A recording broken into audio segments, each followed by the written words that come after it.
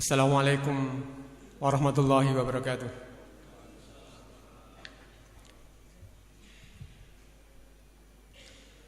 Alhamdulillahirabbil alamin. Assalatu wassalamu ala nabiyil karim wa ala alihi wa ashabihi ajma'in, amma ba'du. Wa ya jama'atal muslimin wal muslimat,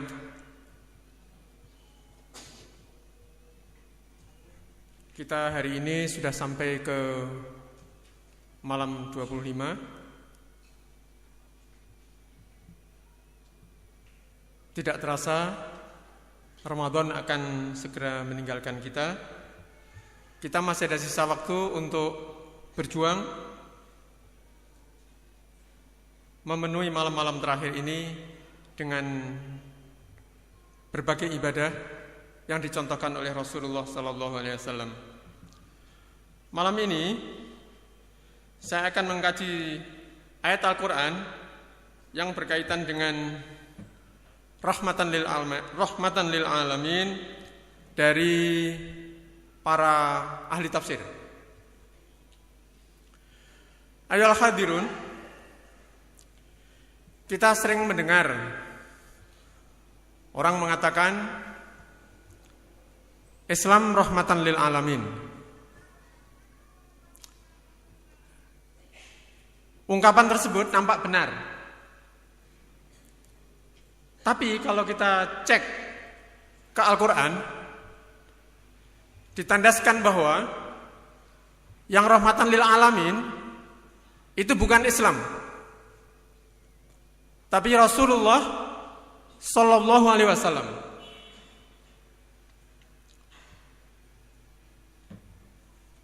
Allah berfirman dalam surah Al-Anbiya, "Wa ma arsalnaka illa rahmatan lil alamin." Dan kami utus engkau, hai Muhammad, hanya semata-mata sebagai rahmat seluruh alam. Terakhirnya, banyak orang menggunakan ungkapan Islam rahmatan lil alamin itu tujuannya untuk tasamuh, untuk toleransi. Padahal seperti halnya dalam surah Al-Kafirun, toleransi itu hanya boleh di tataran yang bukan ibadah. Kehidupan masyarakat yang biasa, yang tidak kaitan dengan ibadah, itu boleh toleransi. Coba kita lihat bagaimana para ahli tafsir mengupas ayat "Wa ma arsalnaka illa rahmatan lil alamin". Saya coba buka tafsir yang paling kuno. Tafsir yang paling kuno, yang paling awal ditulis, itu adalah tafsir yang ditulis beberapa saat setelah Imam Syafi'i wafat.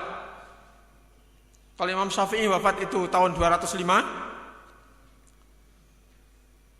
Kemudian ada seorang ulama dari Tabaristan, dari Asia Tengah,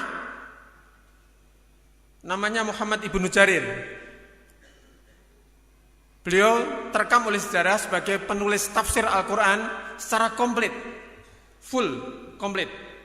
Dan beliau juga sebagai ahli sejarah yang luar biasa.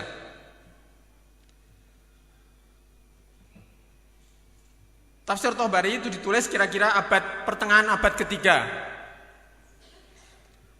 Karena Muhammad ibnu Jarir itu wafat tahun 310 Hijriah atau 923 Masehi. Berarti kira-kira 1200 tahun yang lalu. Kurang lebih 1200 tahun yang lalu.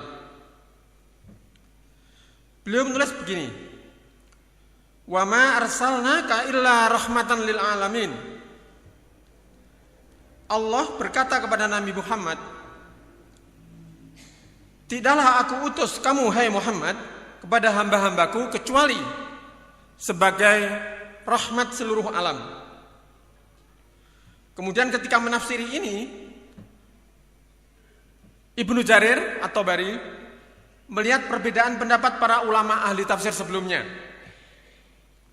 Karena ada yang melihat bahwa apakah itu khusus untuk umat Islam ataukah untuk seluruhnya, termasuk orang kafir juga. Beliau mengutip pendapat Ibnu Abbas. Ibnu Abbas adalah saudara sepupu Rasulullah yang terkenal faqih dan ahli tafsir yang hebat. Pendapat Ibnu Abbas menyatakan bahwa rahmat itu berlaku umum untuk seluruh alam, baik orang mukmin maupun orang kafir. Bagi orang yang beriman kepada Allah dan di hari akhir, maka akan mendapat rahmat di dunia dan akhirat.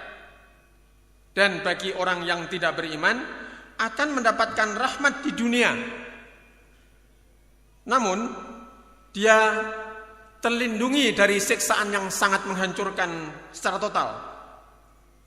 Seperti para nabi, umat para nabi sebelumnya. Ada juga yang mengatakan bahwa rahmat itu hanya khusus untuk orang mukmin, orang yang beriman. Tapi pendapat yang kuat adalah yang disampaikan oleh Ibnu Abbas tadi. Terhadap orang yang beriman, Allah memberikan hidayah kepada mereka. Berkat imannya dan amal solehnya, Allah akan memasukkannya ke surga. Kemudian kepada orang kafir, Allah memberikan rahmat di dunia saja, seraya menunda siksaan tunai. Jadi orang kafir tidak diberi siksaan secara tunai, sebagaimana yang telah ditimpakan kepada umat-umat para nabi yang terdahulu. Kita catat dalam Al-Quran, kita baca umat-umat nabi yang terdahulu itu mendapatkan siksaan yang tunai, seperti umatnya Nabi Nuh ditenggelamkan, yang selamat hanya yang pengikut Nabi Nuh. Umatnya Nabi Hud yang tinggal di Madain, yang Madain itu terkenal sekarang menjadi salah satu kebanggaan dunia, tapi penduduknya hancur habis ditimpa oleh angin yang luar biasa, suara kencang menggelegar yang luar biasa. Itu direkam dalam wa amma adum fauhliku birihin sorsorin atiyah. Adapun kaum Ad itu ditimpa angin yang luar biasa, yang sakharaha alaihim sab'a layalin wa thamaniyata ayyamin khusuma. Sakharaha alaihim, ditimpakan angin itu yang bergerak terus menerus khusuma selama sab'a layalin wa thamaniyata ayyamin, selama 7 hari 8 malam. Namun setelah Rasulullah, siksa yang tunai itu ditunda. Allah berfirman dalam surah Fatir, walau yu'akhidullahu an-nasa bima kasabu, kalau seandainya Allah itu menyiksa manusia akibat apa yang mereka kerjakan, ma taraka ala dhuhriha min dabbah, maka di muka bumi ini tidak ada makhluk satupun. Walakin, tetapi yuakhiruhum ila ajalin musamma, tetapi ditunda sampai waktu tertentu nanti, yakni setelah hari kiamat.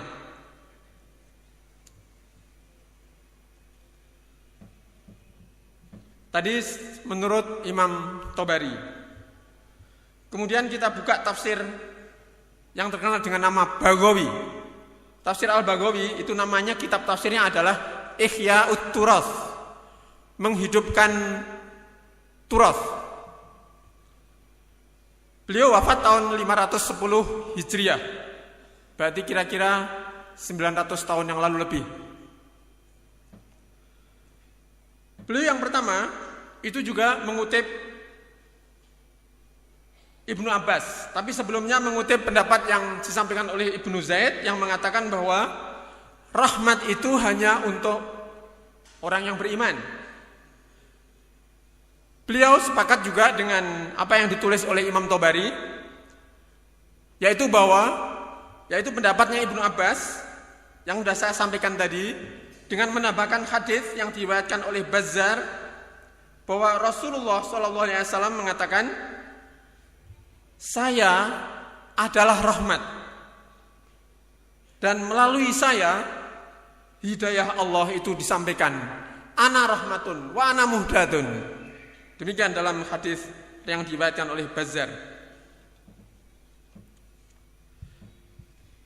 Sebagai rahmat seluruh alam, maka Rasulullah Shallallahu Alaihi Wasallam diminta untuk menyampaikan apa kunci rahmat itu. Yakni dalam ayat berikutnya, surah Al-Anbiya 108, Allah berfirman, Kul innama yuha ilayya. Katakanlah hai Muhammad, innama yuha ilayya, semata-mata telah diwahyukan kepadaku, annama ilahukum ilahu wahid, bahwa sesungguhnya Tuhanmu adalah, Tuhan kamu sekalian adalah Tuhan Allah yang Maha Tunggal. Fahal antum muslimun. Fahal antum muslimun ini bentuknya bentuk kalimat tanya, istifham, tetapi maksudnya bukan istifham. Jadi Rasulullah disuruh mengatakan hal antum muslimun, maksudnya adalah aslimu, masuk Islamlah kamu sekalian. Jadi itu kunci agar mendapat rahmat dari Allah Subhanahu wa taala. Kemudian kita buka tafsir Ibnu Katsir. Ibnu Katsir itu hidup abad ke-8, lahir tahun 700 Hijriah, meninggal tahun 774 Hijriah. Berarti kira-kira hampir 700 tahun yang lalu. Nama tafsirnya adalah Tafsirul Qur'anil Azim. Beliau sepakat juga ketika menafsiri wa ma arsalnaka illa rahmatan lil alamin, itu seperti apa yang dikupas, yang diambilkan dari pendapat Ibnu Abbas, dengan lebih penekanan lebih sebagai berikut, bahwa Allah mengutus Nabi Muhammad itu sebagai rahmat bagi seluruh umat manusia. Barang siapa yang mau menerima rahmat dan mau mensyukuri nikmat ini, maka sa'ida fid dunya wal akhirah, dia akan berbahagia di dunia dan di akhirat. Wa man raddaha wa jahadaha khasira fid dunya wal akhirah. Barang siapa yang menolak, mengingkari rahmat yang Allah berikan, maka khasira, dia akan merugi fid dunya wal akhirah.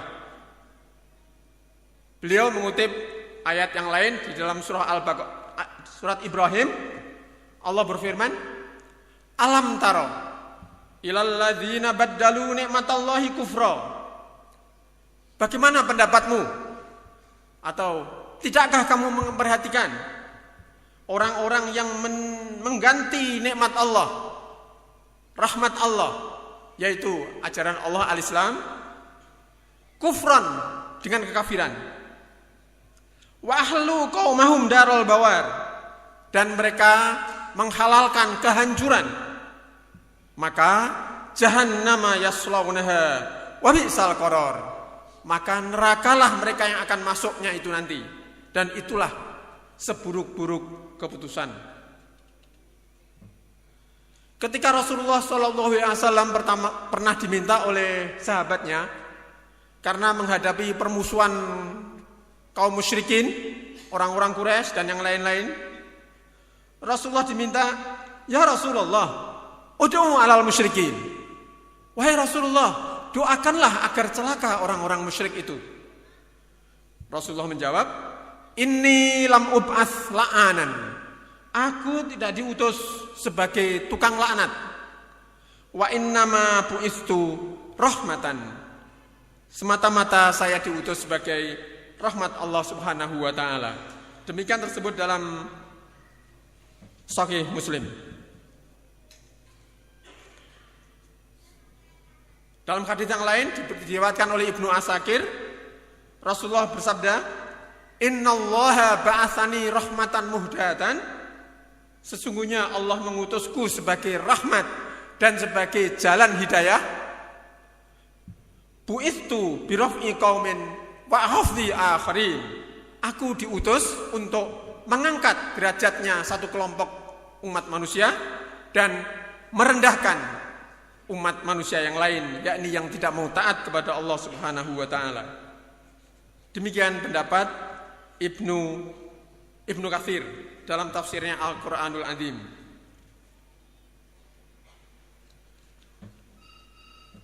Ibnu Katsir menuliskan dengan ungkapan tandas. Dalam bukunya tafsirnya itu dia berdiskusi sendiri menyampaikan perkataannya begini, fa ayyu rahmatin hasalat liman kafara bih. Rahmat apa lagi bagi orang yang kafir itu mendapatkan dari Rasulullah? Jadi mana titik rahmatnya itu? Kemudian ketika menjawab ini, Ibnu Katsir mengutip dari hadis yang lain bahwa mengatakan, man amana billahi wal yaumil akhir kutiba lahur rahmah. Barang siapa yang beriman kepada Allah dan hari akhir, maka wajiblah dia itu mendapat rahmat. Fid dunya wal akhirah, di dunia dan di akhirat. Wa man lam yu'min billah, barang siapa yang tidak beriman kepada Allah, ufiya mimma asabal umam, maka dia akan terlindungi secara tunai siksaan yang diberikan oleh Allah, karena itu ditunda nanti di hari akhir. Kemudian tafsir Al-Maraghi. Al-Maraghi itu wafat tahun 1952, jadi kira-kira hampir 80 tahun yang lalu. 60 tahun yang lalu. 63 tahun yang lalu. Ketika beliau menafsirkan ayat ini, beliau juga sepakat seperti apa yang pendapat yang disampaikan oleh Ibnu Abbas dan tafsir-tafsir yang lain. Sepenuhnya dia mengatakan bahwa seperti yang ditulis oleh Ibnu Katsir. Jadi para ulama ahli tafsir ternyata tidak ada perbedaan. Mulai abad ketiga, abad kelima, abad ke-8, dan kemudian tafsir yang mutaakhir, ini tidak ada yang berbeda pendapat. Semuanya mengatakan bahwa Rasulullah itulah rahmatan lil alamin. Barang siapa yang mau menerima rahmat, maka dia akan sa'idah fid dunya wal akhirah. Barang siapa yang mau menerima, maka dia akan mendapatkan kebahagiaan di dunia dan akhirat. Wa man jahada syaqiya. Barang siapa yang menolak, maka akan menjadi syaqiyun, akan menjadi sengsara dia di dunia dan di akhirat nanti. Begitu pula fi dilalil Quran. Fi dilalil Quran adalah kitab tafsir yang cukup kontemporer. Tafsir ini banyak yang takut, padahal isinya dari segi sastra sangat bagus sekali dan isinya sangat mencakup. Fi dilalil Quran itu penulisnya adalah Sayyid Qutb. Beliau dihukum mati pada zaman Jamal Abdul Nasir tahun 1966.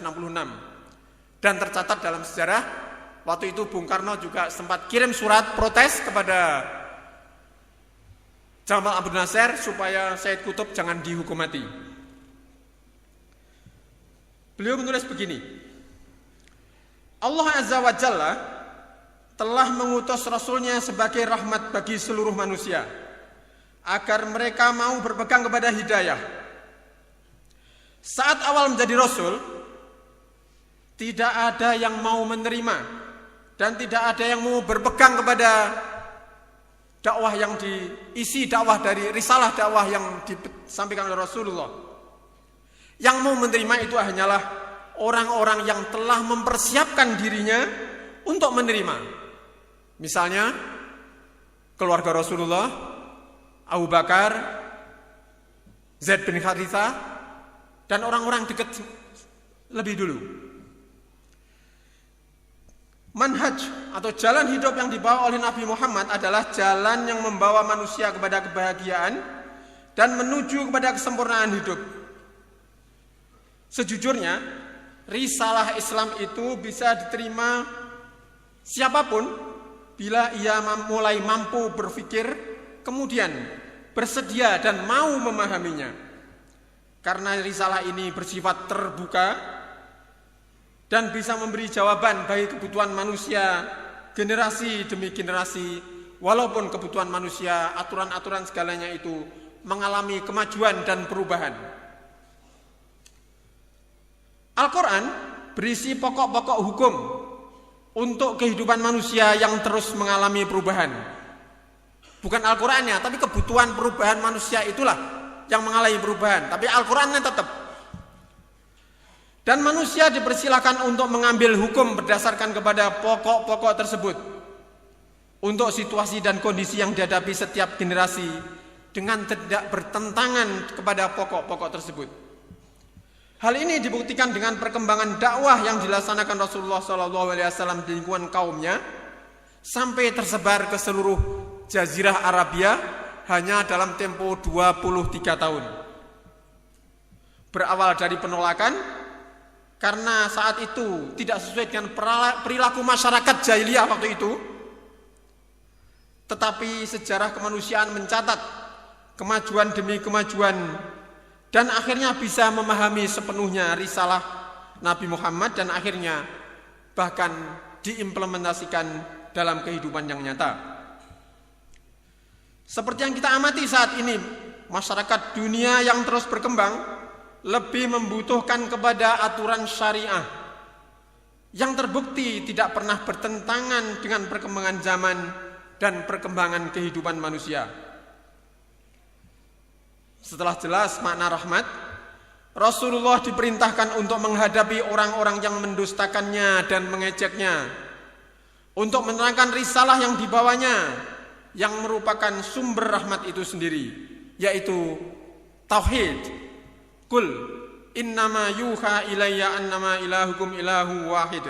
Katakanlah Muhammad bahwa sesungguhnya telah diwahyukan kepadaku bahwa Tuhan kamu sekalian itu adalah Tuhan yang Maha Esa. Fahal antum muslimun, maka masuk Islamlah kamu sekalian. Tauhid inilah yang merupakan unsur pokok rahmat yang terkandung di dalam risalah Nabi Muhammad. Unsur yang bisa menyelamatkan kemanusiaan dari jahiliyah, bisa menyelamatkan dari unsur paganisme, khurafat, kemudian berpegang kepada ketaatan kepada Allah yang Maha Perkasa, agar berpegang kepada jalan rahmat tersebut.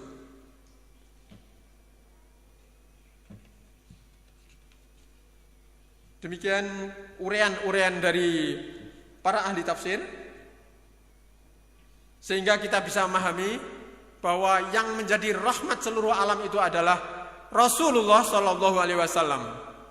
Sedangkan al-Islam adalah agama yang dipergunakan untuk yang melalui Rasulullah diturunkan untuk mengatur kehidupan manusia yang berisi pokok-pokok, berisi syariah-syariah, berisi aturan-aturan ibadah yang wajib ditunaikan oleh para pengikutnya.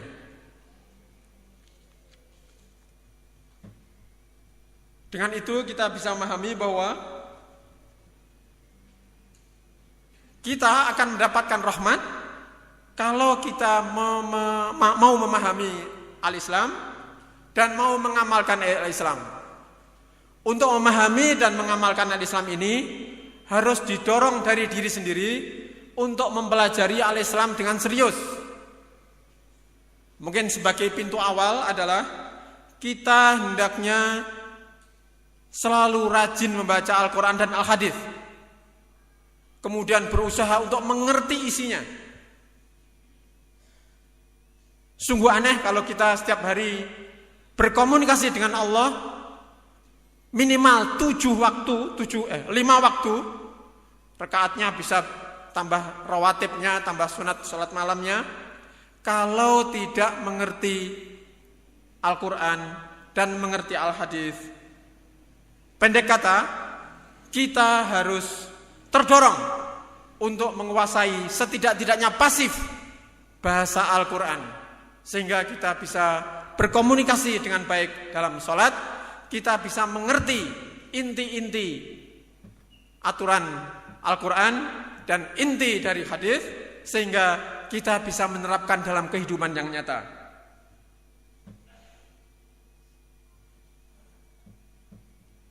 Mungkin ini yang saya sampaikan, mudah-mudahan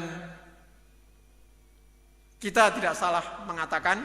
Sekali lagi saya sampaikan bahwa yang rahmatan lil alamin itu adalah Rasulullah Sallallahu Alaihi Wasallam. Ada satu lagi, yaitu dengan Rasulullah turun, itu disebutkan dalam surah Al-Jin, maka jin tidak bisa mencuri informasi ke langit, ke atas. Disebutkan para jin itu kebingungan untuk mencari informasi.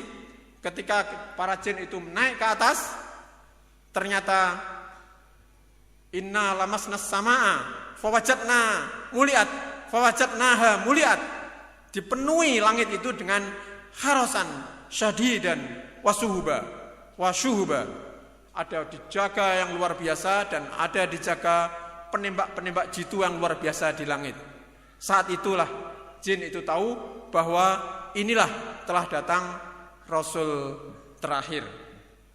Mudah-mudahan kita terus mencintai Rasulullah, kita mencintai Al-Quran, dan terus mau bersedia untuk mempelajari Al-Islam dengan lebih baik serta mengamalkannya lebih baik. Akhirul kalam, wassalamualaikum warahmatullahi wabarakatuh.